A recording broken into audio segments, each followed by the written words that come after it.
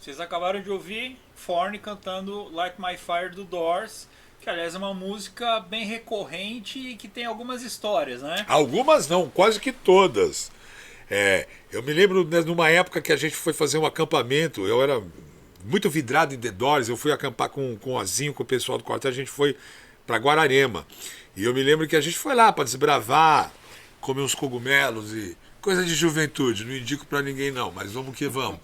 E teve uma vez que a gente acampou, essa história já começou dando zica para mim logo de cara. E quando a gente chegou em Guararema, eu fui sair do trem, eu já caí no vão entre o trem e a estação de Guararema. Mas você já tava louco aí ou ainda não? Ainda não. Eu tava, sei lá, acho que eu tava muito eufórico. E ali eu já estourei meu joelho. Nunca mais foi o mesmo. Então eu já fiquei meio ali que guindado. E ali o pessoal, a gente foi ali curtindo, tomando vinho. E teve aquela sessão, negócio de comer chá de cogumelo, a garotada, tudo. E eu me lembro que eu falei, pô, isso aqui não vai dar nada, não dá brisa nenhuma. E o cara, o pessoal, pô, calma, Fone, calma, que isso não é assim, isso tá muito acelerado, não fica assim que é pior. Em determinado momento eu tava assim na frente de uma lagoa, um lago que eu me lembro, e tinha uma pedra assim, eu tava procurando o pessoal, e tava aí, eu falei, pô, cadê o Ozinho, cadê o Glauco, cadê o pessoal? Aí o pessoal tava assim da pedra, Fone, chega aí. Aí eu falei, pô, já tô com o meu joelho machucado, vou ter que subir. Aí eu sei que eu me arrastei, fui lá, subi uma trilha. Quando eu cheguei, cadê eles? Eles estavam onde eu tava. Pô, eu quando eu olhei, eu falei, pô, os caras tá de brincadeira comigo, eu já tô aqui lesionado. Pô, vocês esperaram eu subir? Aí eu fui descer, pô, que brincadeira é essa? Quando eu cheguei, eles estavam na pedra de novo. Eu falei, não, peraí, aí tem, meu. Quando eu resolvi ir pra pedra de novo, eu falei, não, peraí, alguma coisa tá errada nisso aí, é brincadeira. Eu olhei pra trás, eles não estavam na pedra nem comigo, eles estavam num quiosque, numa espécie de trailer. Estavam comendo e bebendo e eles... Eu falei, pô, mas vocês estão aí? Eu ali indo pra lá e pra cá. Ele falou, meu, você está falando sozinho. Ou seja, eu visualizei, alucinei isso daí. Mas agora você também tem uma história que eu tenho certeza que é pra arrepiar cabelo de careca, né? Então, essa história aconteceu quando, faltando 15 dias pra última baixa, eu peguei 10 dias Salute, de salute, salute, everybody. Salute. Saúde. Nas trincheiras do rock. Salute. Salute, Luiz. Salute. E aí o que acabou acontecendo? Na verdade, a minha guarda toda estava presa, inclusive o Forne, Cassis, estava todo mundo já detido. Novidade. E eu tava fazendo leve trás lá fora. E aí quando eu entrei, né? Na verdade o que acabou acontecendo? Eu peguei uma guarda de domingo para segunda. Já tinha pego o pior horário, que eu ia dormir só 4 horas, e na segunda-feira eu tinha que trabalhar no QG. E aí nesse domingo, não sei por qual motivo, acabou a energia. Então a gente ficou a noite inteira acordado. E o quartel não tinha gerador, que eu me lembre. Não tinha porra nenhuma. Aí aquela história, pode ser um ataque terrorista, vamos ficar acordados. Dependendo do sargento de plantão, Sim. era até disco voador roubando energia. Então. Aí a gente pegou, né, fiquei acordado a noite toda. Na segunda-feira de manhã teve a troca de guarda às 8 horas. Aí eu liguei pro QG para explicar a situação, né? E aí o sargento não, meu tenente já não gostava muito de mim. E falou, não, se você tá me enrolando, você vai descer agora. Eu falei, quer saber? Vai tomar no seu cu. Desliguei o telefone. Não façam isso, tá? E aí o que acabou acontecendo? Mesmo porque é o seguinte, nós somos soldados old school. Sim. Não somos geração Nutella, não. E aí eu acabei indo pro QG só na terça-feira à tarde. Aí pediu. Aí eu pedi. Aí era que eu entrei. Foi seu erro. Então. Mas Tempo esgotado. Já tava ferrado mesmo. Aí cheguei lá, a hora que eu entrei na sessão, o cara falou, já vai se apresentar pro seu comandante. Meu Deus do céu. Majorozinho? Majorozinho. Aí eu peguei, subi a pé, né? Fui até o quartel. Aí a hora que eu entrei, eu falei assim, bom, vou falar com o Pescuma, né? De repente ele consegue quebrar a minha. A hora que eu tava subindo a escada, a guarda já veio, ó, você tá detido. E pior que eu não podia nem ser preso, porque eu tava com roupa de passeio. Aí, né, porque você pode se enforcar, né? Você não pode usar o cadarço do coturno nem o cinto. Eu tenho lembrança você chegando pra ser detido. Então. Eu lembro, você foi de pijama, de mijão, não foi? Porque era o que tinha lá, eu peguei uma roupa emprestada pra ser preso. Olha, juro por Deus que isso tava na zona morta do cérebro, Fatini. Tá vendo? Meu Deus do céu, eu lembrei agora. Fatérrimo. Fatão, lembrei agora a visão. Eu já detido, preso, já tava lá, acho que 40 dias lá, porque eu já tinha roubado as fardas. Ele fica pro outro capítulo. E eu me lembro, quando eu olhei o Fatini, eu falei, meu Deus, o Fatini preso. Mas aí ele já falou com uma cara, pô, eu não podia sair daqui sem ser preso, né? Pô, a banda de rock toda detida e eu não? Pois é. E aí o que acabou acontecendo? Aí peguei uma roupa emprestada para ser preso, aí isso foi numa terça-feira. No sábado, que era o dia de visita, ou suposta visita, meu pai, minha mãe e minha namorada, que é minha esposa hoje, um beijo, Luciana, foram lá para me visitar. E aí o cabo de dia era o cabo A Flávio. Luciana você conhece já Desde lá. Ah, Luciana, então é responsabilidade tua. Segurar o B.O. aí. Prossiga. E aí o que acabou acontecendo? Não sei se foi o cabo Flávio ou o sargento, não deixou eles entrarem, né? E aí, eu lembro. E aí o Flávio ainda ficou dando em cima dela. Foi no domingo. Foi num sábado. Foi num sábado. Lembra que foi no final de semana isso aí. Foi. E aí eles foram levar comida, uns negócios Não lá. deixaram entrar suas provisões. Isso, foi bem isso. E aí eu tava só de longe, escutando, tentando ver alguma coisa e tava puto pra caralho. Aí eu falei, vou ter que pegar esse Flávio. Aí a gente tinha feito faxina na cela e a gente achou um fio, acho que era um headphone, alguma coisa assim. E aí, só pra vocês entenderem, a nossa cela era assim, tinha uma Aí grade, o professor Pardal já maqueteou ali alguma uma forma de traquinagem, né? Aí o que acontecia? A gente tinha uma grade, né, que ficava do chão até o teto, ela era aterrada. E aí na frente dessa grade tinha um bocal de luz que estava sem luz, que o pessoal só ligava à noite. Eu falei, então o que eu vou fazer? Eu vou eletrocutar essa grade. Aí eu subi, vocês me seguraram para não encostar na grade, fiz a ligação lá, liguei positivo, negativo, liguei, aí fiz a ligação na grade e desci. A hora que ligaram a luz, ela ficou eletrocutada. Aí... Automaticamente nós ali da cela já nos comunicamos, ninguém chegar perto da cela, que hoje nós vamos pegar o pilantra do Flávio, o cu de flecha. Cu de flecha. E aí, aí eu chamei ele lá dentro, comecei a provocar ele, falei assim, um cuzão, se você estiver aqui dentro eu te quebro sua cara, mas se você quiser você abre que eu saio e quebro sua cara. Fiquei provocando até ele colocar a mão na grade. A hora que ele tacou a mão na grade, deu aquela tremida e ele largou e saiu correndo. Aí nisso a gente pegou, acho que era um rodo, aí eu peguei e puxei o fio. E ele já saiu gritando, sargento, sargento! Foi. Aí a gente puxou o fio pra dentro, aí o sargento foi lá. Eu falei, o Flávio tá reclamando. Eu falei, não sei, ele veio aqui, falou um monte de besteira, começou a tremer, não sei se teve uma... Não, a princípio, nós falamos, a princípio, ele já veio aqui provocar o Fatini. Mesmo porque já estava andando em cima da namorada do Fatini. Isso é fato, isso é fato mesmo. Ele era muito abusado, esse cara, folgado, né? Folgado. E aí, o que acabou acontecendo, né? O sargento ficou puto e não levou a gente pra tomar banho. Putz, o Cassis amou. Então, mas só que, assim, na verdade, o grande problema não era tomar o banho ou não tomar banho. O Cassis, o apelido dele era Capitão Feio, pra vocês terem uma ideia. Era a gente poder sair da cela, que a única hora que a gente saía era justamente pra tomar banho. E aí deu 10 horas, o corpo da guarda recolheu e a gente ficou lá. Falou, não vamos tomar banho, beleza. Aí deu 10h30, a gente começou, eu quero tomar banho! Ficamos zoando até meia-noite e pouco, aí os caras não aguentaram, tiveram que levar a gente pra tomar banho. E olha, e não levava pra ver. Ali a gente tava virado, tomado pelo ódio, né, da rebelião. Nós estávamos em praticamente pavilhão 9. Mas é aquela coisa, né, assim, óbvio que a gente fez muita besteira, e a gente entende isso hoje, mas é que assim, a gente tinha um pensamento crítico, então algumas coisas a gente não aceitava. Mesmo porque a gente pegou o pós diretas já. Foi. E para dar mais conflito ainda, era a época da Guerra da Bósnia. Sim. Você lembra disso? Que nós como conscritos, eles ameaçavam, vocês vão pra Bósnia, Chechênia. Foi em 91, foi justamente essa época. Claro que nenhum de nós foi, pelo amor de Deus, não seria até um crime cometido com soldados qualquer, não só nós, eu tô falando até de soldados de divisa, de Mato Grosso, que eram muito mais preparados para um combate de infantaria pau a pau ali mesmo, Sim. já era um crime. Imagina para nós, cara.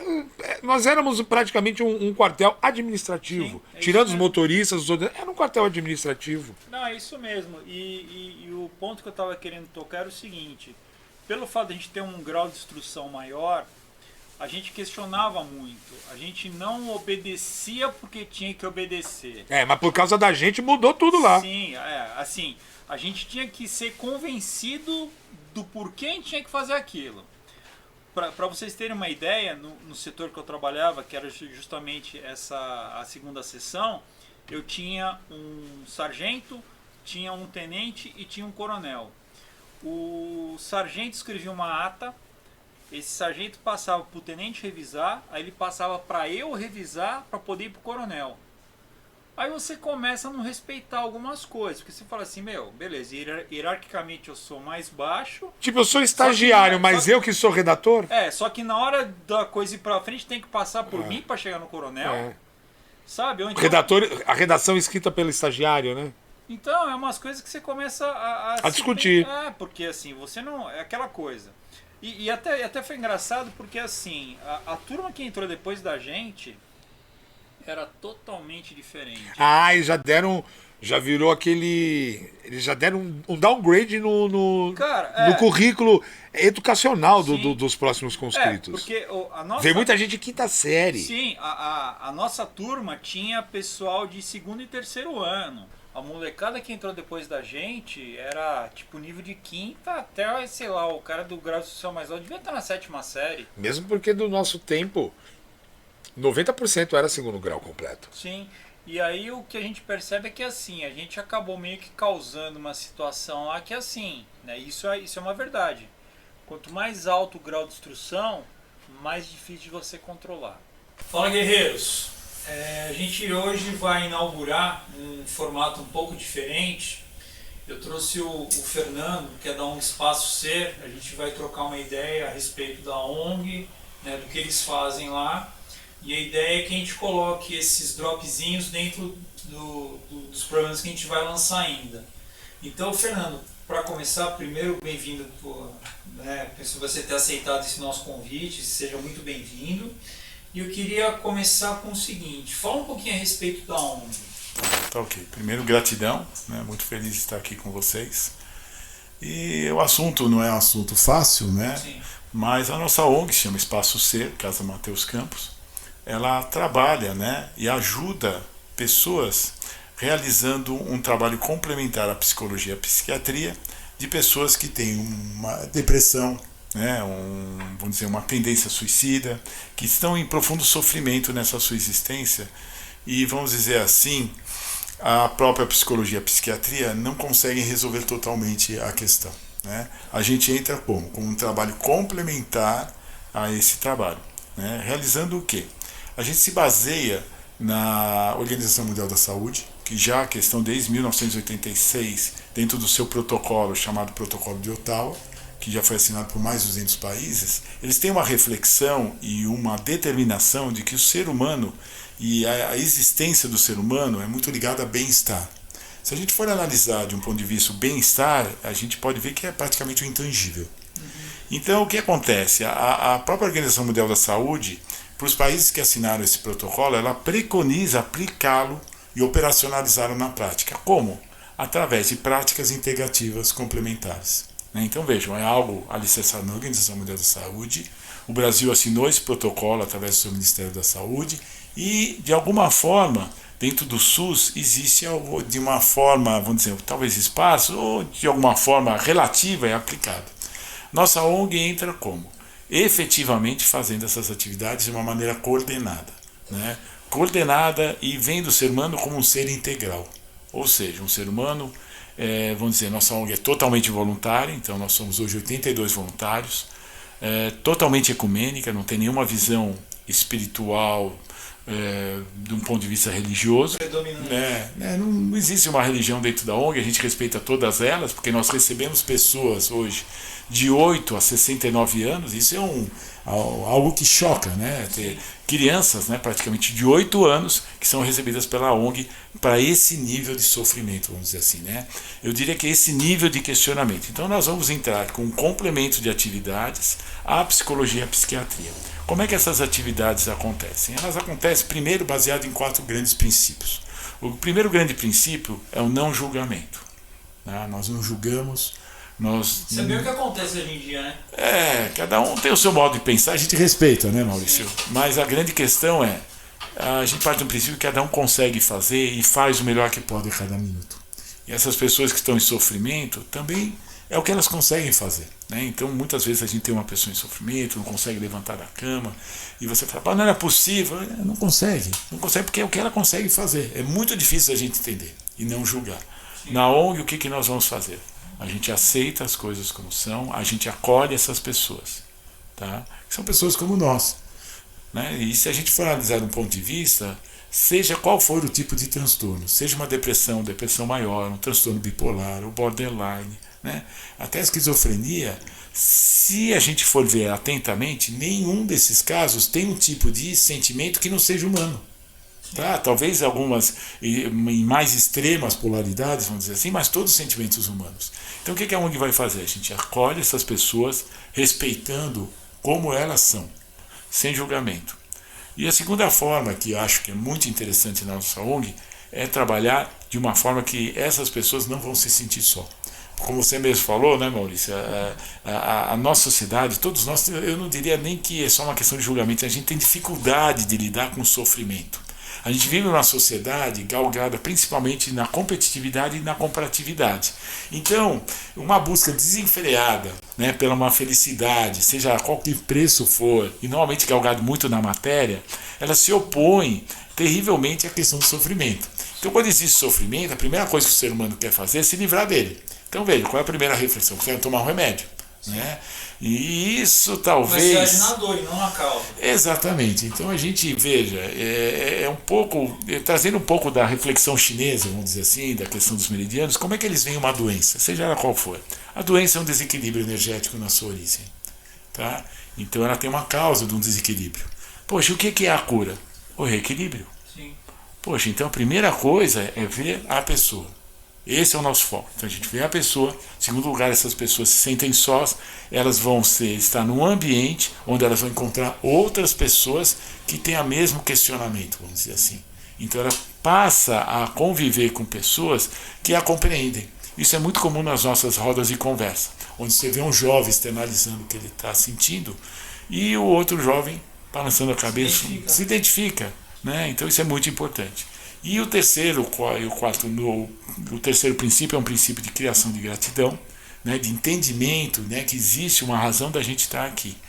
E que é ligado ao quarto grande princípio, que é um princípio de sentido da nossa existência. Né? Porque as pessoas começam a se sentir um pouco vazias, sós, como se fosse um fracasso. Porque existe sempre, na nossa sociedade, dessa forma que a gente está organizado hoje, muito foco no resultado.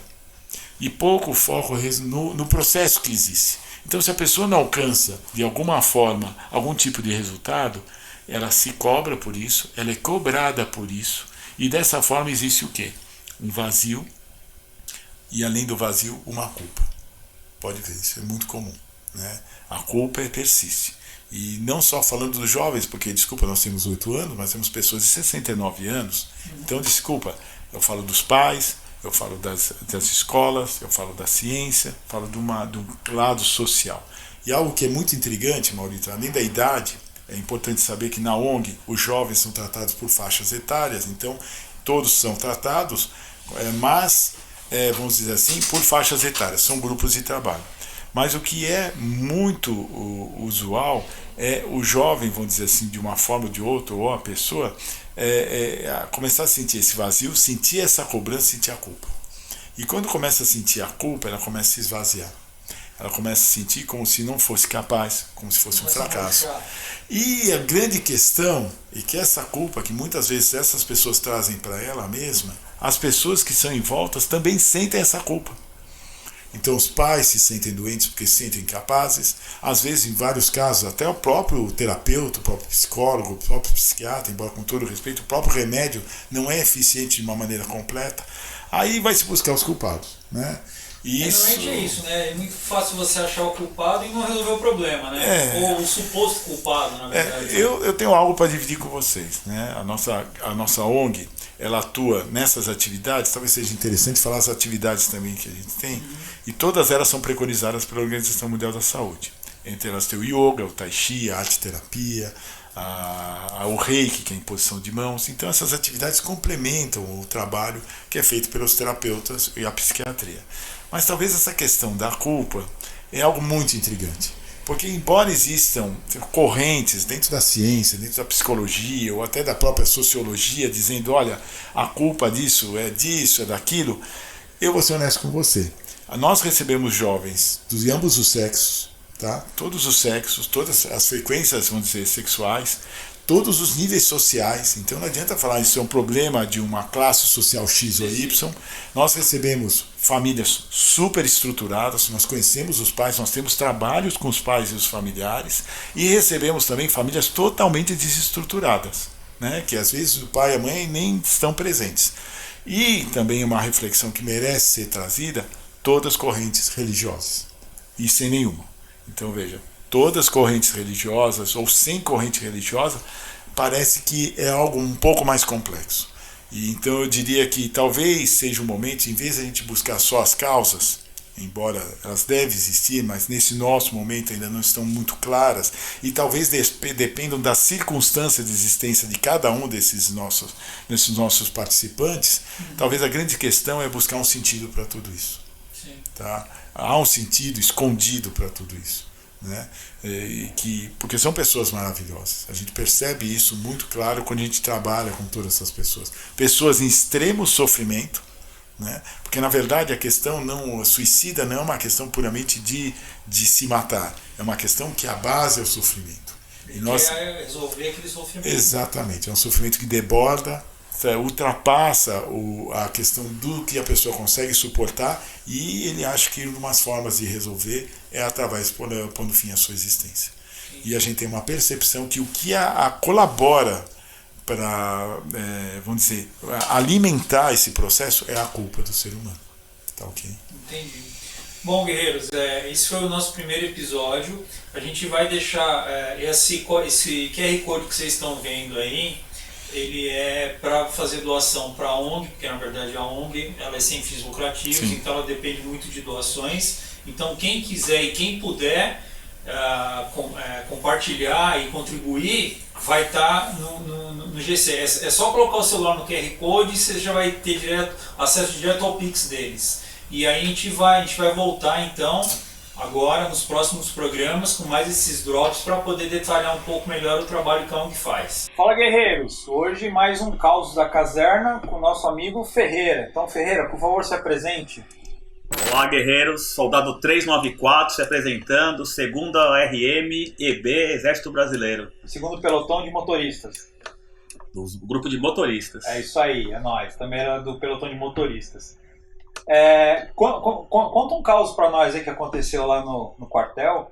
Vou contar um publicável, né? Tem que ser um... tem que tomar cuidado assim, se for impublicável, mas que dê pra esconder os nomes, também vale. Não, vamos esconder. Também não sei se tem prescrição, assim, quantos anos. Normalmente é 5 anos, né? Acho que já prescreveu, mas sei lá, né? Então, beleza. Bom, um deles, como motorista, a gente tinha algumas atividades rotineiras. E tinham 2 motoristas que eram do SFPC, que é o Serviço de Fiscalização de Produtos Controlados. Ah, tá, que era lá no QG. Que era no QG. E o que é esse Serviço de Fiscalização de Produtos Controlados? O Exército é responsável em registrar todas as armas que existem no Brasil, inclusive as importadas e tudo mais, e até as armas, não são as armas de fogo somente, armas de paintball que tinham na época, até acho que armas de brinquedo tinham que passar, pelo menos na época, pelo exército. Até tinha o lance da Caramuru também, por causa da pólvora, não é? Que de vez em quando os caras deixavam... Eu acho que fogo de artifício também, a gente já usou essa caixa de fogos já. Então tinha os motoristas titulares, eu não sei se foi que deram baixo, o que foi, que uma vez eu fui, que a gente chamava de missão mesmo, né? Resignado para uma missão. E foi de repente, Soldado Ferreira se apresenta e tal, e a gente tinha já participado de instrução de tiro, com FAL e com 9mm e tudo mais. O motorista andava já com coldre com 9mm. E nesse dia eu tô saindo para buscar lá o graduado oficial para fazer esse trabalho e me deram uma calibre 12. Não entendia muito ainda das armas, uma Winchester cromada, cano cerrado. E eu falei, pô, mas tá... Que missão que é essa? Que missão que é essa, e com o pente todos carregados, né? Aí fui pro QG e peguei lá o graduado e fomos para Guarulhos, para o aeroporto de Cumbica. Nós fomos para a Receita Federal, e onde tinham armas lá que devem ter sido retidas ali nos voos, apreendidas e tudo mais. E foi fazer alguma fiscalização. E o prédio todo novo, glamouroso, bonito lá, quando eu tô entrando junto com esse... Eu não lembro se era sargento, não, acho que era major, eu não lembro. E eu fiz uma pergunta, né, porque eu não estava acostumado, nunca tinha tirado com a calibre 12... E eu falei, mas como que manuseia isso daqui e tal? Ele falou, não, se for carro, primeiro tira no radiador e o segundo você mira o motorista. Primeiro você para o carro, depois você apaga o indivíduo. Agora, se eu mandar você atirar, você atira. Falei, bom... É que a 12 espalha, né? Vai ser com 18, 19 anos, né? Se o cara mandar, vamos atirar, porque é pior do que depois você não atirar e ele falar que te mandar preso ainda. Aí estamos entrando lá na Receita Federal, eu fardado, completo, e com a calibre 12, né, cromada, que reluzia bem, eu lembro, e ele paisano. O cara tava paisano? Ele paisano. Beleza, hein? E era playboyzão, jaqueta de couro, pele de carneiro, tal, óculos caçador. E quando a gente entrou lá pelo prédio, que era bem bonito, como eu falei, da Receita Federal, tal, ele já foi barrado, né, para pedir identificação, alguma coisa e tal, mas eu acho que ele estava acostumado. E toda semana alguma coisa era uma rotina para ele. E ele acho que se identificou, sou do exército e tal, e o cara ainda quis pedir mais credenciais. Aí ele olhou pra mim e falou o seguinte, a credencial aqui é a calibre 12. Se você fizer mais uma pergunta, o soldado já vai derrubar essa porta de vidro e o segundo vai ser você. Que beleza. Eu brinquei, mas eu pensei, será que isso daí é sério ou se vai ver que amigo do cara... Eu falei, o cara eu não vou atirar, mas a porta de vidro com certeza eu vou derrubar, né? Boa. Perdeu uma chance dessa? Mas o cara não perdeu, não arriscou a fazer a segunda pergunta. E a gente entrou lá no depósito da Receita Federal, gigantesco, não sei quantos mil metros quadrados, tinha de tudo. Guitarra, jet ski, tênis. E o que eu fiquei assim abismado foi com a quantidade de armas e os tipos de armas.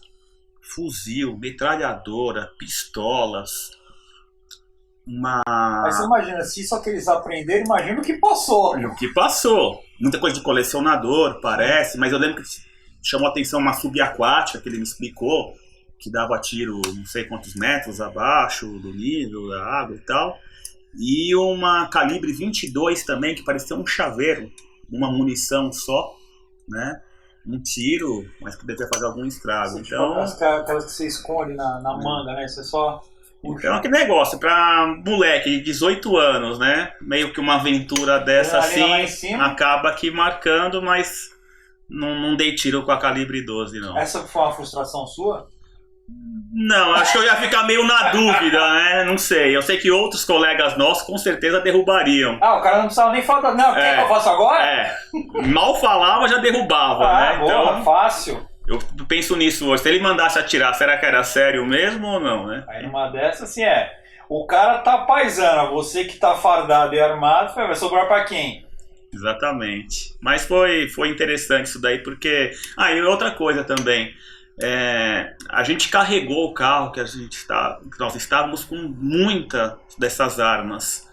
E fomos levar para um local lá especial para fazer esse armazenamento. E ele vinha sendo monitorado pelo rádio, não sei por quem, não sei quem estava dando apoio, mas eu imagino que um carro com aquelas armas ali pode ser muito visado, né? O valor ali inestimável, seja para bandido, O problema é que muitas vezes assim, você entra lá e de repente o próprio cara lá de dentro já dá a letra para alguém. Assim, acabou de sair, é carro tal. Nós estamos falando do ano de 91, né? Acho que muita coisa mudou de lá pra cá, né? Sim. E de tudo, assim, de segurança e tal. Mas entrar desse jeito, né?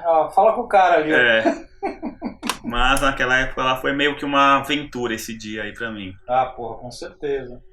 Legal, Ferreira, obrigado pelo seu caos aí. E você vai voltar para contar outros. Não, tem vários aí, a gente vai lembrando e os que forem possíveis a gente vai revelando aqui. Beleza. Obrigado. É isso aí então, guerreiros. Nas trincheiras do rock. Valeu. Fala, guerreiros. A gente vai começar uma série especial a partir de hoje, né? No Caos da Caserna, a gente vai falar um pouco com o pessoal do rancho, né? Para isso eu trouxe o William e o Rigo. Era o William o seu nome de guerra? O sobrenome acho que ninguém, era Steinmeier, né? Eles resolveram colocar o William, só mais o de fácil. William era mais fácil. Bom, então, soldado William, soldado Rigo, vamos lá, com vocês. É isso aí. Inclusive eu vou fazer uma confidência aqui, meus filhos há 30 anos, eles querem saber disso, qual era o meu apelido no quartel. Ninguém me chamava nem de William, nem de Steinmeier. Eu era quem? O Coxinha. Isso aí. Agora você já sabe. O pai de vocês era o soldado Coxinha. Não sei porquê, viu? Mas Às vezes era o shape, né? Vai saber, né? quem inventou foi o Silvio. Silvão. Lembra, Silvio? Silvão. Oh! Aquele cara... Já estamos contando o primeiro. Aquele cara ali parece uma coxa com perna. Uma coxinha de padaria. Mas enfim. Pegou, ferrou. Como é que é a história do rancho? Como é que funciona o rancho aí pra quem não conhece? O rancho era separado, né?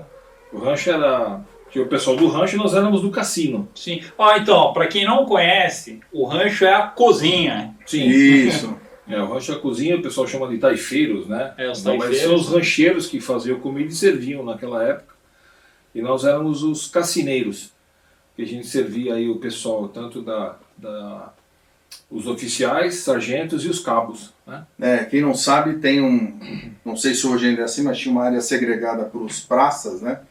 Os superiores, e para os oficiais na mesma área, mas eram salas, ambientes diferentes. Então tem a grande estrutura chamada rancho, onde a turma cozinha, eu não sei se eu vou chamar ele de rancheiro ou taifeiro, mas é taifeiro, né?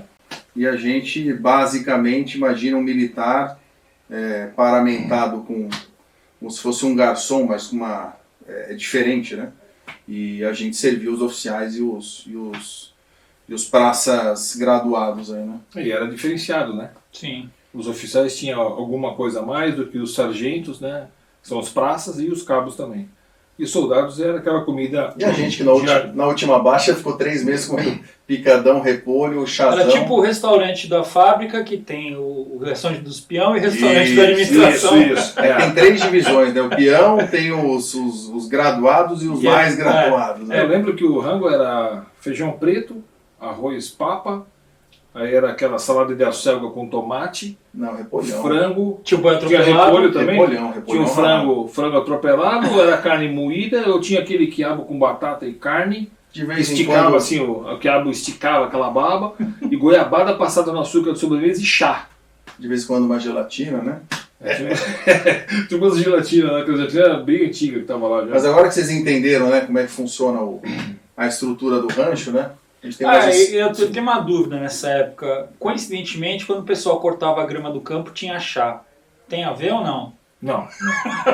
Era um chá preparado, já que era um chá... Chá broxante. Era um chá broxante mesmo, com uma caneca azul que Que era tomava pra deixar tudo no calminho. que era usado para inclusive, confissões e tudo mais. Sim, né? sim. O cara encheu o saco, ó, você vai ter que comer uma colher de sopa desse chá. Era incrível, você dava uma pincelada em 50 litros d'água, aquilo já atingia. Ficava que nem o Eu carro. não sei se vocês, né, a turma que não estava lá dentro sabia, mas aquilo, sem exagero, era uma colher de Era sopa muito ou forte. duas, em 50 Não, nem litros ficava imaginava. naquela cor. Não pensa que era um monte, era 2 colheres de sopa, aquilo parecia um piche, ficava escura a panela, né? E muito açúcar. Né? Ah, sim, né? Ah, e tinha o caol também, né? O caol também era um Exatamente. pó, um café em pó, já, e misturava com leite também, açúcar. E o pão com manteiga, né? A manteiga, não sei se você se lembra, como que ficava no pão. Sim, lembro. Né? Tinha marca de 2 dedos assim. Que Eu pegava na nem panela. como manteiga até hoje por causa disso. Pô.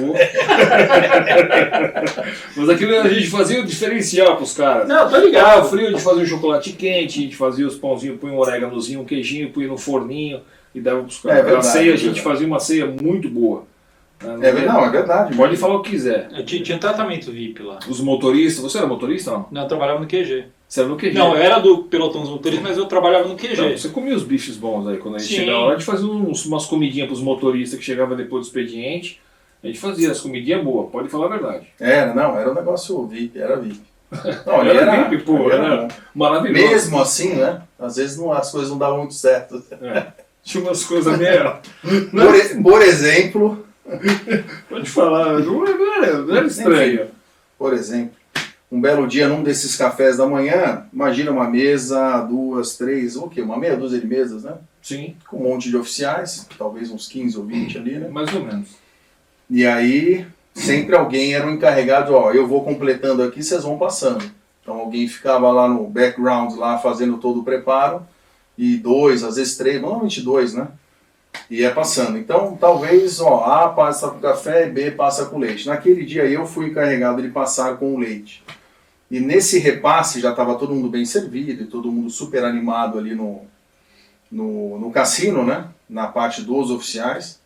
E aí nessa de repassar o leite, para nossa surpresa, eu fui colocar o leite na xícara de um dos oficiais e saiu uma barata no leite. Deu um brinde. E ela ainda estava viva, né? Nadando, ela ficou dando voltinhas no leite, assim. Mas o oficial foi muito camarada, ele olhou para mim, eu olhei para ele, eu peguei a xícara, retirei sem falar nada. Era leite com espuminha. Não, a barata era justamente para fazer espuminha no leite ali, né? Aquelas baratinhas. Estamos no crime olímpico, né? A baratinha ela dava bem. Já dava bem. É um Phelps da vida. Foi muito boa. Mas coisas que a gente viu lá, apesar de a gente tentar fazer o melhor ali, às vezes fugia do controle, né? A gente só era garçom, né, cara? A gente só servia.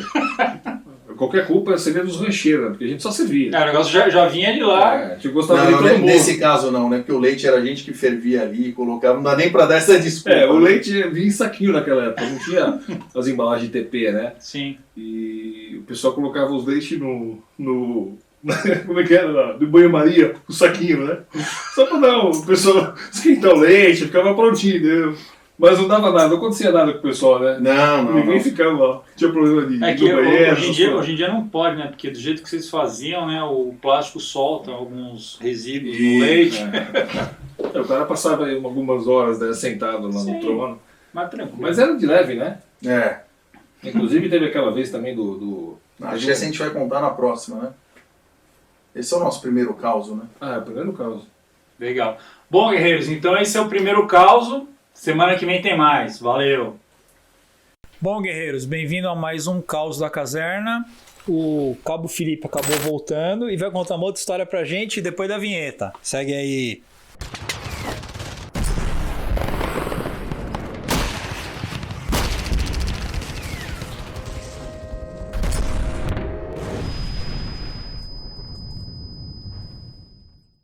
E aí, Felipe, você tem outro caos pra gente? Tem um outro caos aqui, muito engraçado, né?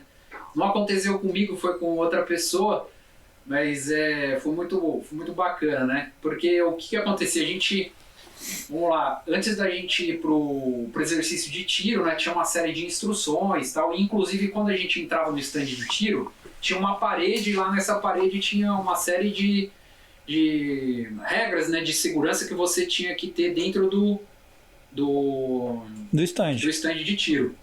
E aí você ficava decorando aquelas regras, né? E aí acontecia tipo uma uma chamada oral, vamos dizer ali, qual é a regra tal? Aí você tinha que saber de cor. Então, Parece escolinha. já ia se preparando, né?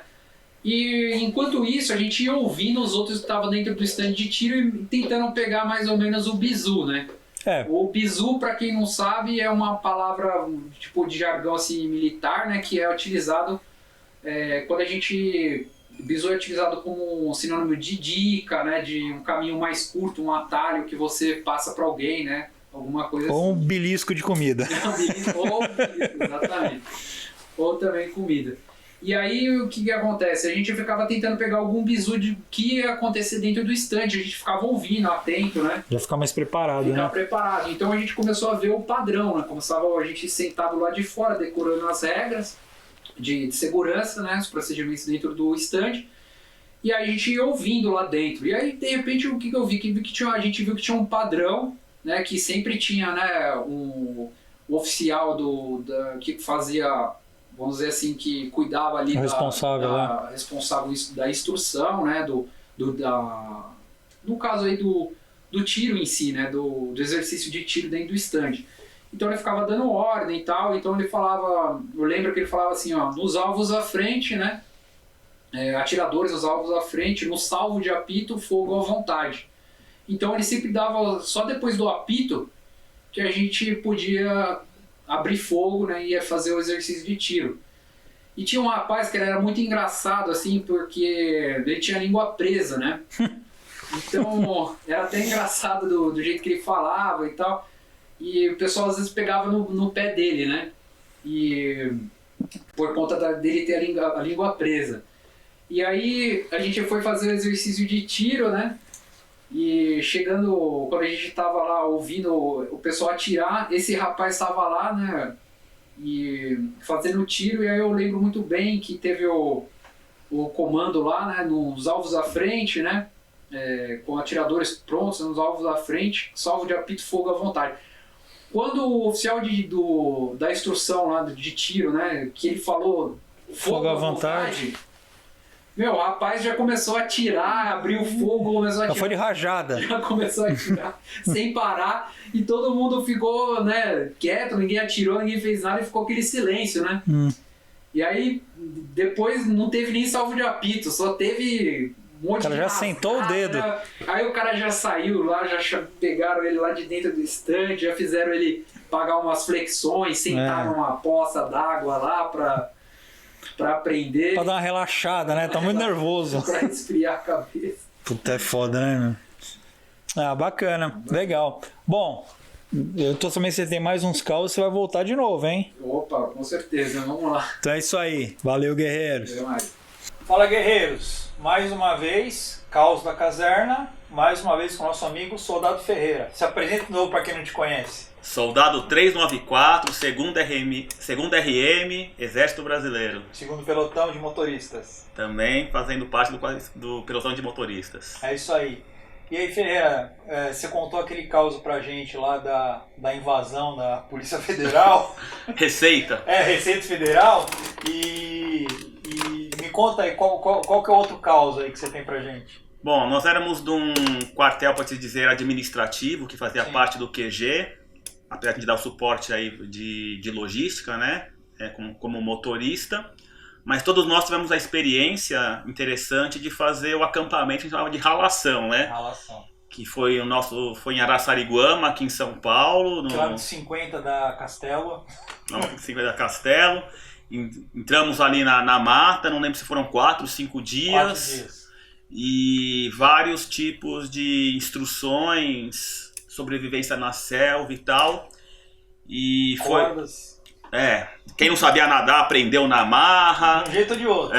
4 dias sem tirar o coturno, sem ver o pé. Banho tomava, que era banho de rio, né? Fardado, daquele jeito. Enfim.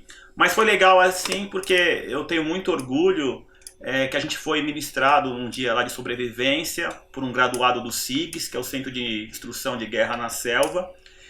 E deve ser uma referência, acho que mundial, né, em termos de militarismo e tal.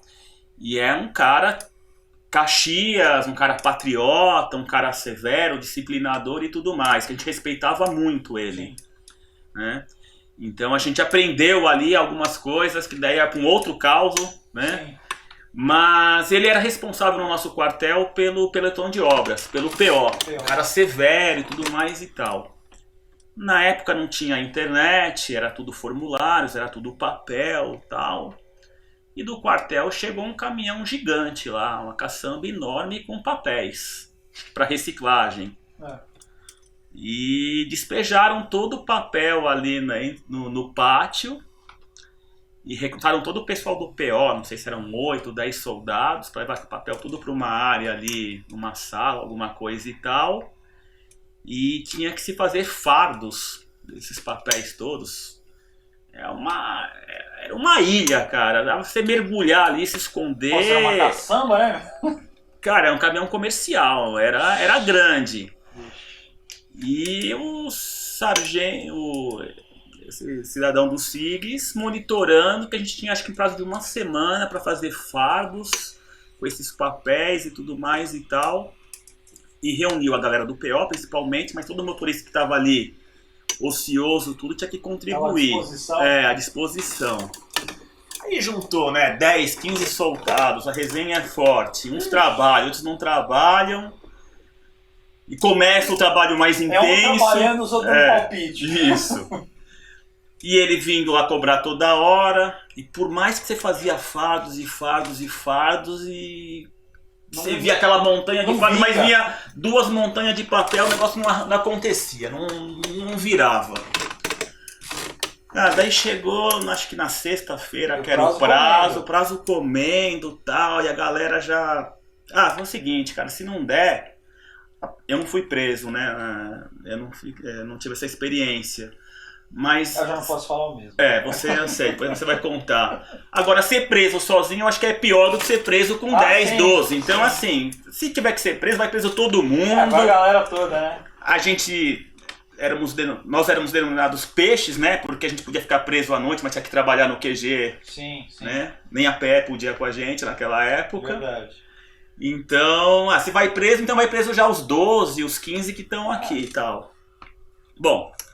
Aí chega na sexta-feira, o sargento vê lá, tal, não sei o que, tá tudo.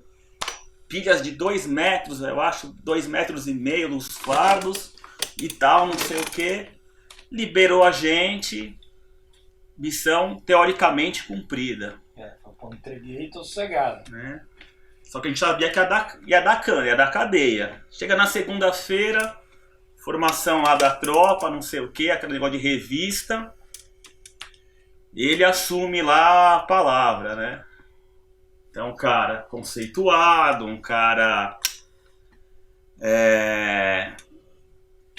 graduado e tudo mais. Ele falou, bom, é o seguinte, eu pedi aí para uns soldados fazer o serviço tal. Eu achei que tinha recebido o serviço. E eu fui ver o serviço. Só que quando o caminhão veio buscar o negócio no sábado... Quando eles tiraram os primeiros fardos, eles viram que era só a casca. Ou seja, a gente fez tipo de um bolo, que a gente fez só as paredes com os fardos. Fecharam em volta. Isso, mas o recheio tava tudo do mesmo jeito. E, pessoal, aí ele ficou contente pra cacete. Aí tive a boa notícia. Como ele percebeu que ele tomou o chapéu, seria pior ele dar punição. Porque ele vai, né? Então ele se rendeu à malandragem. Como vocês me superaram e eu dei até o aval aí, vocês estarem liberados, dessa vez passa, porque vocês tiveram aí o desfecho de me enganar. Então o orgulho dele acho que falou mais alto. Sim. Então aí... Além de todo mundo querer rir ali na hora e tal, né? E até de alívio. Mas foi interessante isso. Então a gente esperou muito a cana, que já era certa, a prisão e tudo, mas não. Demos chapéu lá no SIGs. No SIGs e ainda fomos até homenageados quase assim, por ter... Aí a vida pela façanha. O cara falou, vocês me enrolaram. Eu ia passar por trouxa. Fazer o quê, né, meu? Vamos aí, segue o jogo. Então ele deu até o prêmio pra gente, então acho que isso aí foi legal. Vai, tá vendo? Reconheceu, Foi um né? reconhecimento. Foi um Tudo bem, reconhecimento. sacanear, mas tamo aí, né? E era um cara linha dura. Ah, ele com certeza era. Mas legal. É isso aí, galera. Então, mais um Caos da Caserna com o nosso amigo Ferreira, nas trincheiras do rock. Valeu. Nosso convidado de hoje, além de ser meu cunhado, foi meu companheiro na época do quartel, que é o Celso. Servimos juntos. Né? Servimos juntos. Também tem uma história que eu peguei como motorista. Eu toda vez tem um grupo, isso aí não é só, acho que não é só de São Paulo, todo grupo pega para ir para Brasília, para servir em Brasília. Para lá o Dragões da Independência, né? Dragões da Independência ou da Dragões da Independência Cavalaria. E também tem um outro lá para fazer guarda no palácio. Tem o BG lá também. É tudo, mas vem de fora, não é o pessoal de Brasília que faz isso. Aí eu fui o motorista encarregado de pegar os dois oficiais que vinham de Brasília e a gente andou para tudo que é lado. Inclusive eles queriam conhecer São Paulo, eu virei guia turístico dos dois oficiais. Foi o Cicerone. E aí a gente acabou criando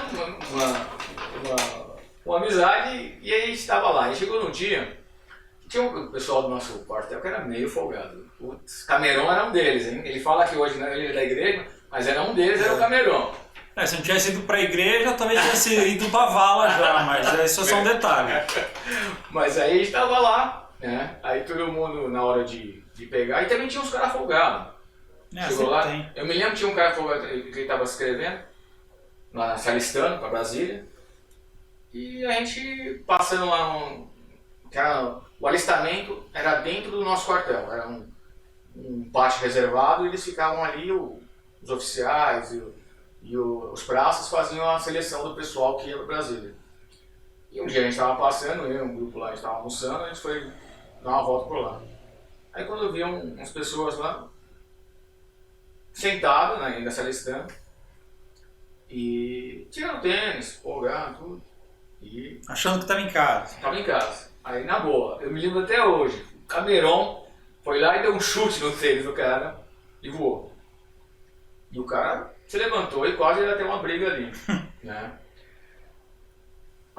Aí mal o cara fez isso aí, né? Porque quando chegou na hora de escolher lá junto com os oficiais, a gente estava indo, eu cheguei e falei, sargento, embora não vou lembrar o nome dele, os oficiais lá, aqueles dali eles mereciam ir para Brasília, né? Porque, cara, eles são muito folgados.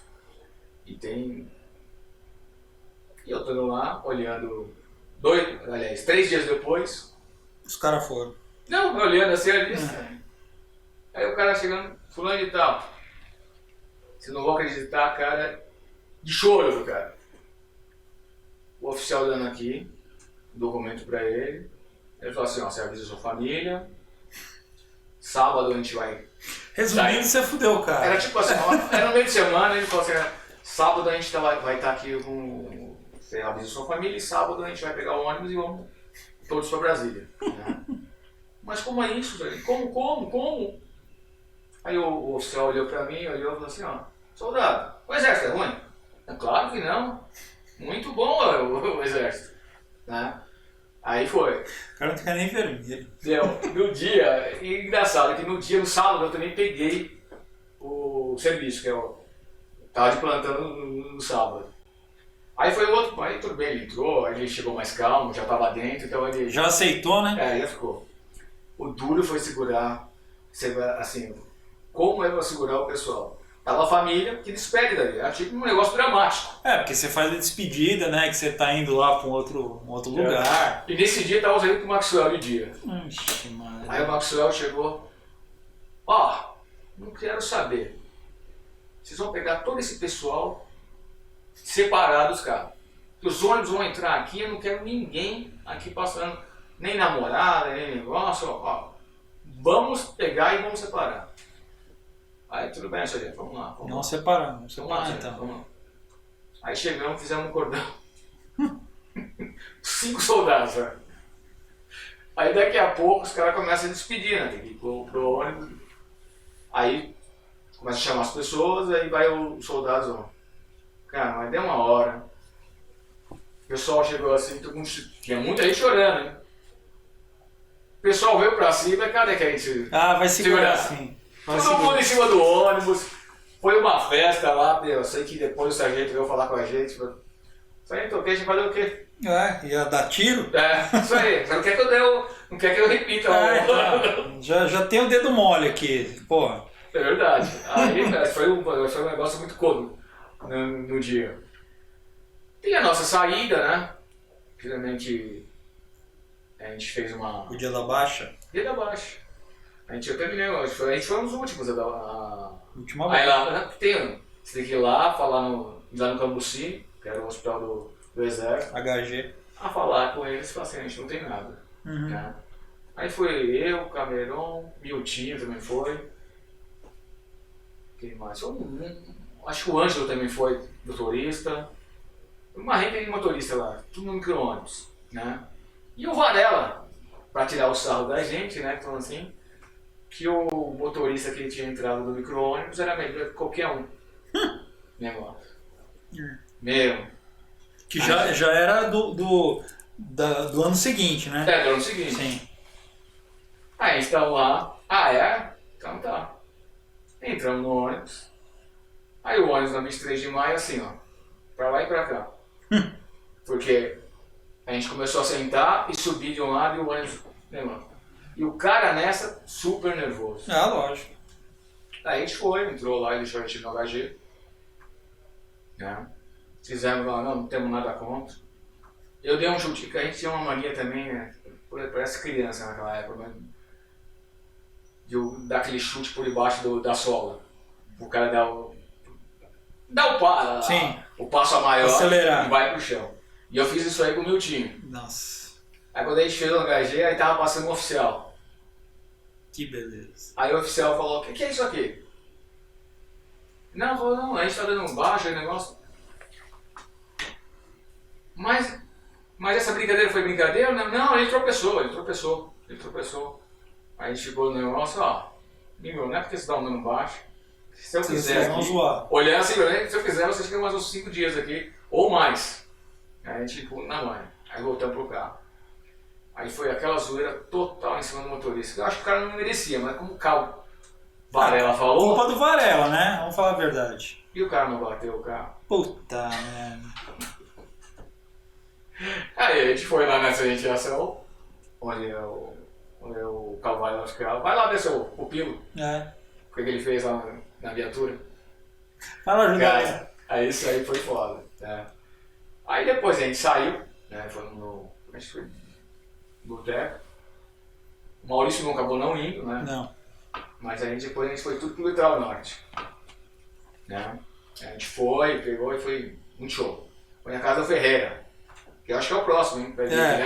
Ferreira tá vindo aí. O Ferreira que indicou a casa lá e a gente foi um baita final de semana, foi muito legal lá. A gente deu pra aproveitar bem, né? Sei que tem muita história, né? Mas sei que eu vou contar e ficar contando aqui. Mas a ideia básica desse quadro é exatamente isso, né? Da gente poder abrir para o pessoal que queira participar e queira contar as suas histórias, vão estar vindo aqui contar as histórias. Quem eventualmente estiver longe, quiser mandar um vídeo, manda que a gente vai organizar isso, e a ideia é que em cada programa a gente apresente, né, o causos da caserna contados pelos respectivos personagens. Então, eu agradeço você ter vindo aqui hoje, Celso, para a gente poder ter esse bate-papo, né, poder contar essas histórias. Valeu, guerreiros! É isso aí. Um abraço, até mais!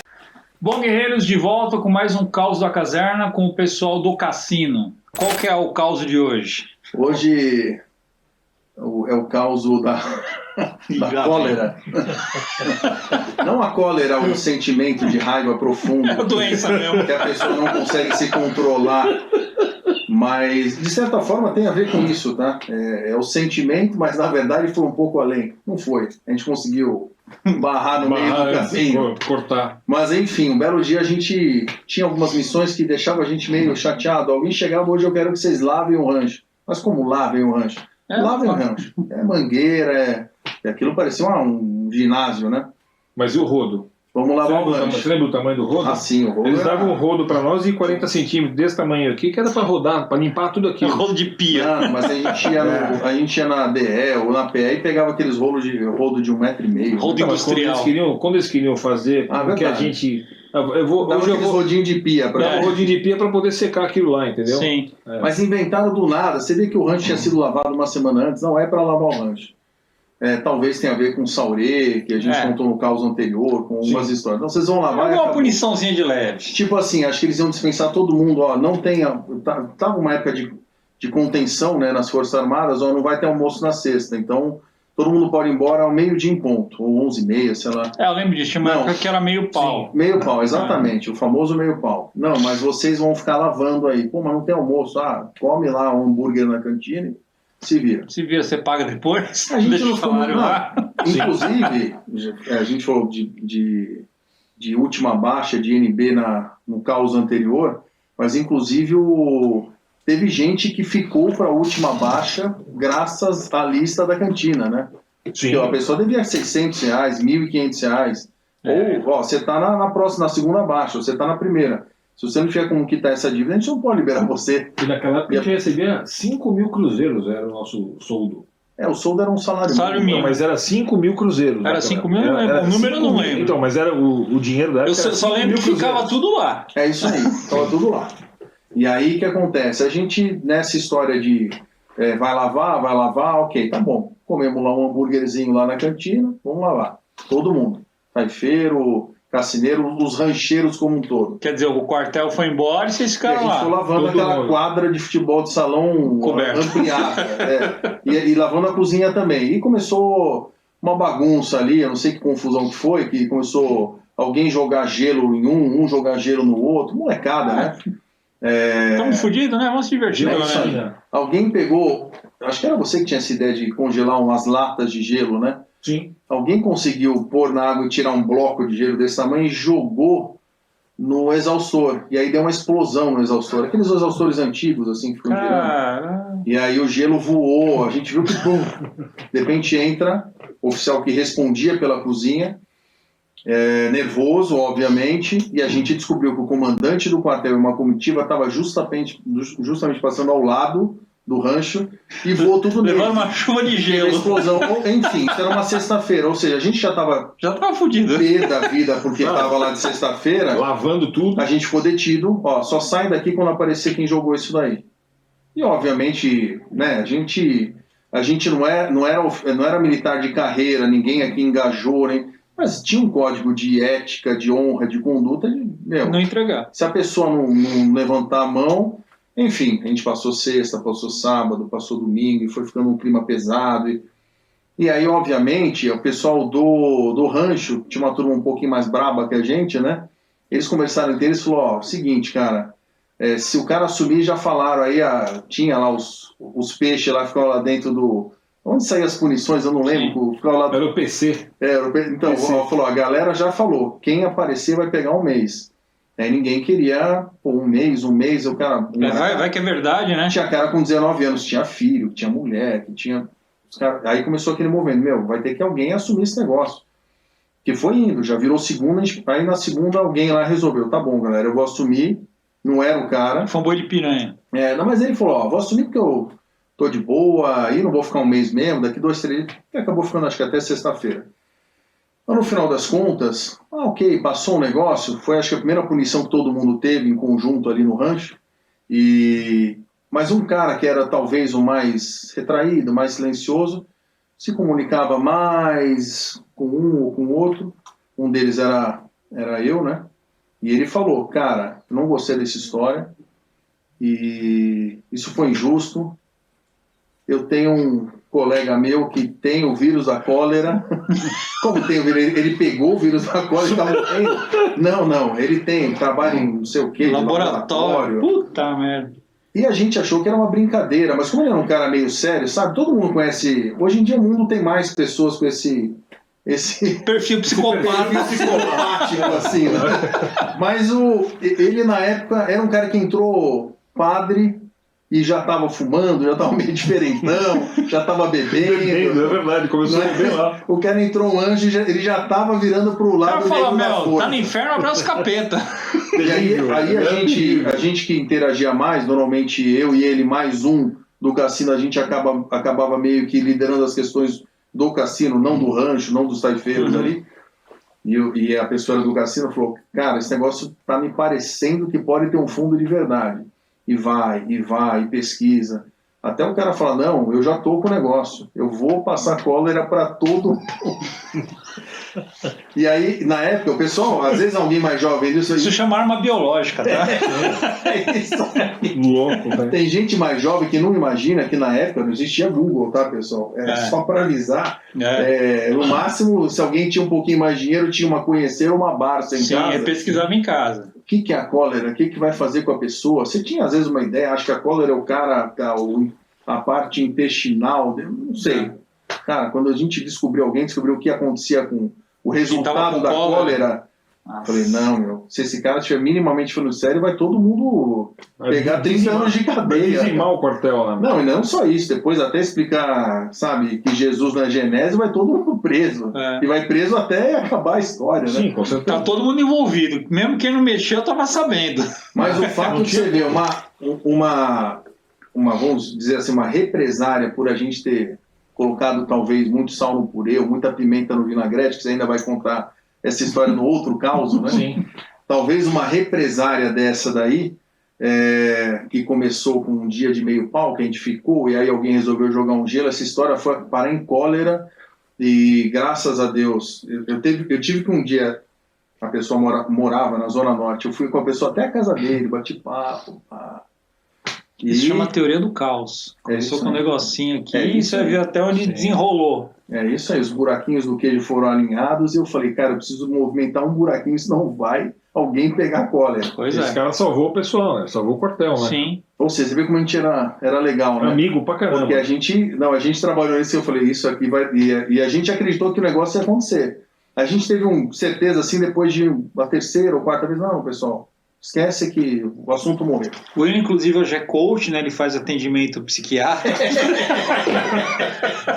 Ó, quem quiser espalhar cólera, Fala com ele. Covid, fala comigo que eu vou convencer você. O Google vai me ajudar também. Mas assim, às vezes a gente pensa, quartel, o que esses caras vão contar de uma cozinha de quartel? Sim, não é brincadeira, o cara tava resoluto que ele... E como ele entrou muito Caxias, muito tranquilo, muito família, e já tava uma bagunça a vida do cara, a gente falou, esse cara tá entrando naquela linha que talvez ele já quase não tenha mais nada a perder. Sim. E aí, enfim, como não teve mais punição por um bom tempo, acho que tudo acalmou. Apazigou todo mundo. Ninguém teve que conviver com a cólera, nem a cólera dele, nem a cólera que ele traria no laboratório. No tubo de ensaio. Historinha brava, hein? Bom, guerreiros, é isso aí. Mais um Caos da Caserna. Tamo junto. Bom, Felipe, Cabo Felipe. Então, por favor, Cabo Felipe, se apresente e conte o seu caos. Tá certo, pessoal. Primeiramente, eu sou o Felipe, né? Meu sobrenome é Ruela, então já começava daí, né? Já foi uma coisa bem difícil, só quando eu cheguei lá porque na escola era muito zoado, né? Tinha muito bullying, né? Agora o pessoal chama de bullying, né? Eu chamava de zoeira. Então zoavam muito com o meu nome, né? E o sobrenome. Quando eu cheguei no exército ficou aquele mistério. Eu falei, poxa, como vai ser meu nome? Os caras vão colocar Ruela, vou colocar Felipe. Com certeza, né? Você não ficou preocupado o que ia ser. Colocaram Felipe, né? Pra minha alegria. E aí, depois eu fiquei sabendo que o pessoal da Sargentiação, né? Que faz toda essa parte administrativa, eles queriam colocar lá Mas tinha outros Felipe na sua época? Tinha, só que aí eles fazem reorganiza os nomes e tudo mais, quem chama Felipe coloca o sobrenome, enfim, né? Mas tinham poucos Felipes. E aí colocaram eu como Felipe e os outros como outros nomes, né? Então você se deu bem, né? Deu bem. Já fugi escapei, né? De um monte de zoeira que poderia ter acontecido com o meu nome. Né? Com certeza. Mas então conta seu caos aí. Bom, eu acho que eu vou contar o caso quando eu perdi a baioneta, né? Ixi. Então vamos lá. Bom, a baioneta, para quem não conhece, né, de militarismo, ele é uma espécie de uma faca, né, que é utilizado no combate aproximado, e era uma parte que acaba sendo, ela integra, né, o fuzil de certa forma, e quando você vai fazer o acautelamento, né, de todo o material bélico, a gente vai fechar as reservas, né, faz uma contagem e tudo, e ela entra como um equipamento muito importante. Então você não consegue fazer a contagem do equipamento bélico, né, ali das reservas de armamento, se você tiver faltando um armamento. Então não fecha a reserva, dá uma alteração, é um problema muito grande. Não fecha a conta. Não fecha a conta. Aí você vai pro capa preta. Dá uma punição e tudo mais. Só para deixar aí que é muito importante, né, você não perder a baioneta. E aí, o que aconteceu? A gente estava já finalizando um dos acampamentos lá e começou a dar uma dor de barriga e eu já senti que não ia ser algo sólido, né? Que eu tava vendo algo pastoso, líquido, né? E aí eu falei, poxa... Não dá nem para tentar segurar. Não vai dar para segurar, a gente vai fazer a marcha, vai caminhar. Eu falei, vai ter que ser agora. Aí eu saí de forma correndo, né? Dei uma corridinha, fui lá no mato, fiz o que eu tinha para fazer. Deu aquela aliviada. Dei a aliviada, né? E voltei e entrei em forma. E quando eu entrei em forma, aquele sexto sentido, né? Que parece que bate assim, fala, confere, né? O que você... Seu equipamento. Eu acho que eu tô esquecendo de alguma coisa. Você não tá esquecendo alguma coisa. Quando eu olhei assim do lado, né? A baioneta ficava na perna esquerda, não tava a baioneta lá. Aí eu já lembrei, falei, puta merda. Ficou lá. Caiu aonde que eu abaixei as calças, deve ter caído lá. Aí, cara, o que aconteceu? Eu voltei correndo e a minha sorte foi o seguinte, que eu sempre andava com um rolo de papel higiênico no bolso lateral e aí o papel, era à noite, o papel higiênico branco deu aquele contraste. É mais fácil de ver, né? Foi mais fácil de ver. Porque a baioneta é preta. Não ia encontrar. Nem Aí fudendo. eu encontrei o papel higiênico e o cocô, né? Mas aí, deve estar por aqui. Vasculhando ali do lado, eu acabei achando a baioneta. E aí foi, de certa forma, engraçado, né? Porra. Mas eu ia tomar uma punição, ia ser um grande, vamos dizer assim, problema, né? Porque a gente ia ter que voltar lá para poder fazer um pente fino na área para poder achar a baioneta, né?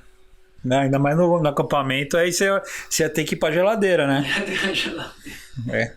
Pra quem não sabe, a geladeira é quando o cara vai dormir dentro do lago, tá? Bacana. Bom, esse foi o caos dessa semana. Obrigado, Felipe, e te espero para uns próximos causos, hein? Opa, pode contar comigo, de nada aí. Então beleza, valeu, guerreiros. Valeu. Até mais. Bom, guerreiros, de volta aqui com o pessoal, os cassineiros, não, como é que você chama? Cassineiros. Os cassineiros. Cassineiro. Com os nossos cassineiros vão continuar contando alguns causos pra gente. Que número que você era, cara? Eu era Cassineiro 318. Cara... Você não lembra o seu número? Não, porque era em ordem alfabética o negócio, né? Sim. Eu era o Rabeira, depois de mim tinha só o Wilson Carpinelli. Não, mas você não lembra o seu número? Eu era Soldado Rio, 318. Eu não lembro que eu não sei o outro. Já devia ser 15 e pouco, porque eu sou 441, Maurício, o Forne era 442. Naquela listagem tem, vou pegar aquela listagem lá. Porque não começava do zero, começava no número já alto. Aquela listagem tem. Eu acho que eu era 4. Qual era o seu? 441. Então não sei. Mas enfim. Eu era o cassineiro William, me chamo William Steinmeier, vulgo. Coxinha. Era o Coxinha. E qual é a história de hoje? Ele ficava lá direto, lá quando a gente foi. Aquela vez a gente fez. O que foi? Não sei qual que foi o prato. E tinha um cabo lá que era muito gente boa, o taifeiro, né? Inclusive ele não está mais com a gente aqui, já está no plano superior. Ele ensinou muita coisa para nós, né? E o pessoal não gostava muito do jeito que ele tratava a gente, porque ele pegava pesado. Tinha que ser, né? Senão o pessoal tomava conta. Né? Também o pessoal... Bom, se você for pensar, chefe de cozinha já é meio que assim, ainda no exército, aí fudeu, né? Não, e outra, ele era um baiano brabo, né? Então, senão ele não punha moral no negócio, né? Vamos também falar a verdade, né? Se ele não fosse assim, sendo assim, a gente já deu um trabalho. Imagina se ele fosse meio... bonzinho. Meio molenga, né? Então, nesse dia eu lembro que a gente fez, não sei qual que foi o prato, sei que era frango, arroz e tinha purê. Pô, e a gente descascou, acho que 5 sacos de batata com umas facas gigantescas, não tinha um descascador. E aí fizemos todo aquele purê, mexendo com aquelas pás enormes. Aí tinha um colega nosso lá que falou, eu vou sacanear esse cara, meu. Ele pegou e colocou 1 quilo de sal. Aí ele pegou e falou, vou apelidar o Saurê. Vai ser Saurê o nome. Vai ser purê, Saurê. Vai ser Saurê, né, meu? Mas beleza, fez tudo isso daí. O pessoal começou a comer, o negócio ficou muito salgado.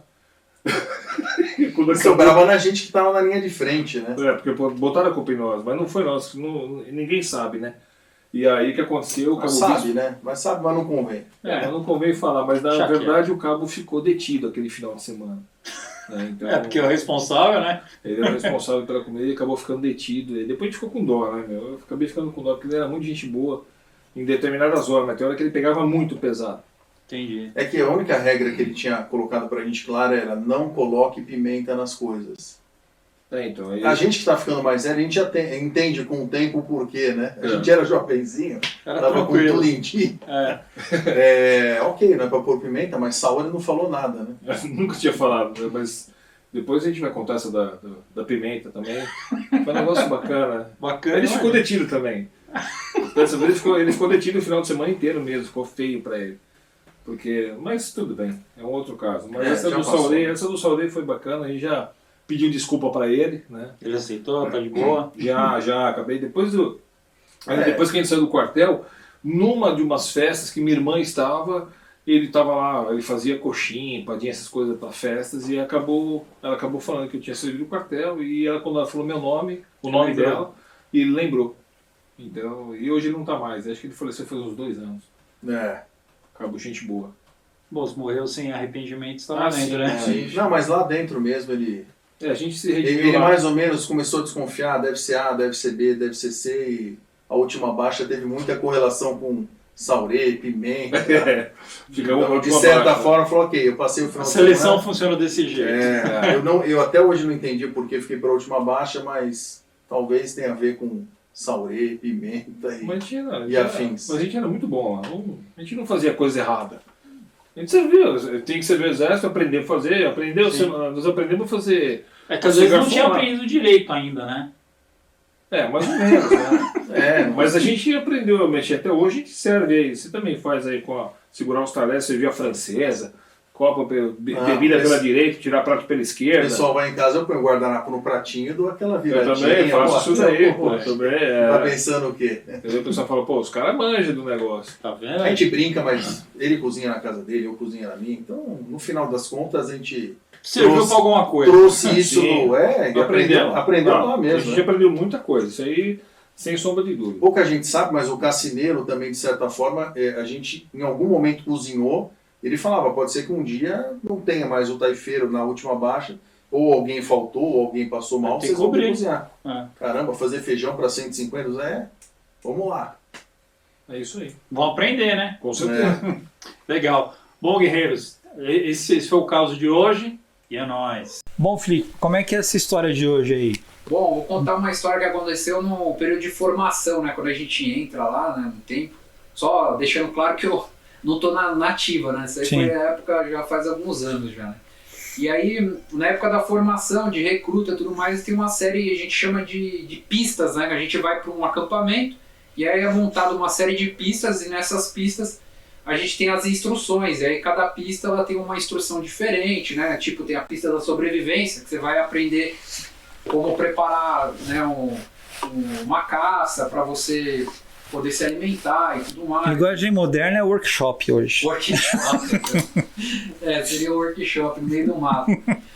E aí tinha uma pista que chamava a pista do mensageiro. E aí essa pista do mensageiro, qual que era o objetivo? Ele simulava uma situação de guerra, né? Que você recebia uma mensagem no início da pista. Você gravava essa mensagem de memória, porque se o inimigo te pegasse...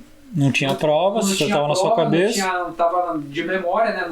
Então ele não ia saber se você estava levando uma mensagem ou não. E mesmo que te revistasse, não ia achar nada. Então você gravava uma mensagem na cabeça e aí você passava por uma série de, vamos dizer assim, de percalços, né? Ali no meio da pista. Talvez você não ia esquecer, né? E ali ela te dava aquela pressão psicológica e você ficava às vezes, né? Às vezes podia até esquecer a mensagem. Então o objetivo era esse, pra ver se você chegava do outro lado com a mensagem. E aí eu fui passando a pista, né? Tem uma série de obstáculos, enfim, né? E aí, em um dos primeiros lá, eu encontro um cara fardado, caído no chão, rasgado, simulando uma pessoa ferida, né? Uhum. E foi muito engraçado, né? Esse cara, ele era... Pô, ele tinha muito... Ele tinha bom humor, era brincalhão, né? E aí, encontrei ele lá e tava lá caído e o cara se fingia, parecia que ele tava atuando, parecia um ator. Ah, me ajuda, pelo amor de Deus! Era essa a ideia, né? Pelo amor de Deus, você tem que me ajudar e tal. Aí eu ficava pensando, você fica pensando, ninguém te fala nada, né? Aí você fala, pô, se eu ficar aqui ajudando o cara, eu não vou cumprir a missão. Sim. Que era chegar no final da pista e entregar a mensagem. Se eu ficar aqui batendo um papo com o cara e eu tô sozinho, o cara pesa 100 quilos. Vou fazer o quê? Eu não vou conseguir andar muito, não vou muito longe. Sim. Então, pô, o que eu poderia fazer, claro, eu não tava com rádio, mas se eu tivesse um rádio, eu ia falar, ó, tem um cara ferido, a posição tal, né? Manda reforço. E eu sigo na minha missão. Aí eu falei, bom, não posso ficar aqui, tem que sair, né? E aí ele ficou insistindo. Quando eu ameacei que eu ia sair e ia deixar ele grudou em mim, cara. Ele grudou e aí você tem que me arrastar. Ele ficava me chacoalhando, não, você não vai me abandonar! Pelo amor de Deus, não me abandona, eu vou ficar sozinho, não sei o quê. Eu tenho medo de morrer sozinho. Eu falei, a hora que eu cheguei você já tava sozinho, continua aí, pô. Aí eu falei, pô, o que eu vou falar pra esse cara? E aí na pressão ali, vamos dizer assim, no calor ali da emoção, eu falei, bom, eu vou falar pro cara que a tropa, né, amiga, tá chegando, tá vindo, né, e pra ele ficar calmo. Aí eu peguei, na hora do nervoso, eu nem percebi. Eu falei assim, pô, a tropa, não se preocupe, a tropa inimiga vai vir te resgatar. Uhum. Aí falei isso e nem percebi, né? Aí ele parou assim, o que você falou? Eu falei, a tropa amiga vai vir te buscar. Não, você não falou isso, você falou tropa inimiga. Aí eu falei, não, eu falei tropa amiga. Não, você quer que os inimigos me peguem! Aí piorou, cara. Puta, aí ele grudou e ficava me puxando, cara. Pô, aí foi uma situação, aí eu comecei a tentar ali, né... Desvencilhar, sair da situação, conseguir e sair correndo. Deixei o cara lá gemendo de dor, né? Fazendo a atuação dele, claro, era uma simulação. Sim. E aí ele pegou e falou de longe, né? Ele... A última coisa pra te falar, não sei o que e tal. Aí eu peguei e olhei pra trás. Aí ele falou, se você não gritar Lúcio Flávio, você não vai passar na pista. Aí eu peguei e olhei assim pra ele, não entendi. Você não vai cumprir sua missão se você não gritar Lúcio Flávio. Aí eu falei, caramba, né?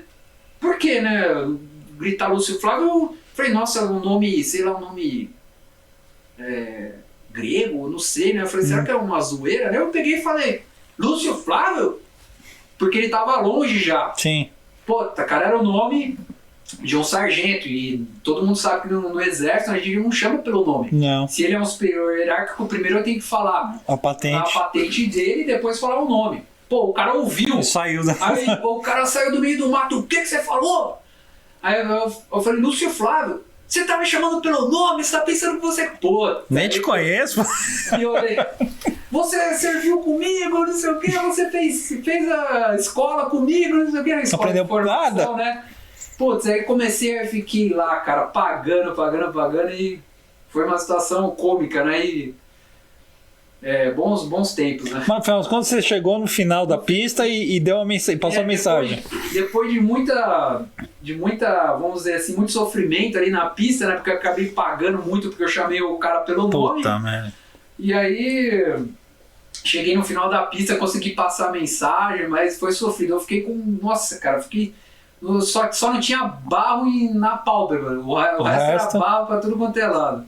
Acampamento é assim, né? Ah, legal, bacana, eu gostei da sua história. É isso aí, guerreiros, mais uma história com o Cabo Felipe, é nóis.